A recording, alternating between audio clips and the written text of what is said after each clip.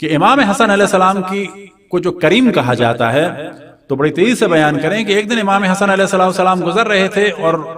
زمین پر بیٹھے ہوئے کچھ فقراء جو کھانا کھا رہے تھے اور امام سوار تھے، تو انہوں نے امام کو کہا کہ تکلفاً کہ آئیے ہمارے ساتھ، تو امام گھوڑے سے اترے اور ان کے ساتھ بیٹھے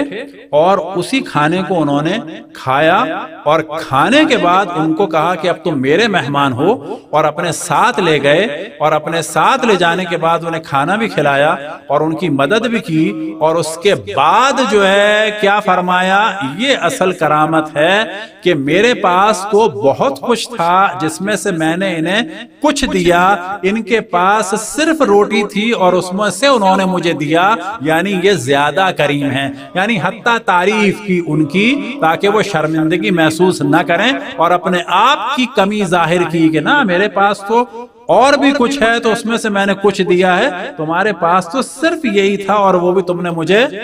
دے دیا۔ تو یہ تھی ایک کرامت کی اہم ترین جھلک۔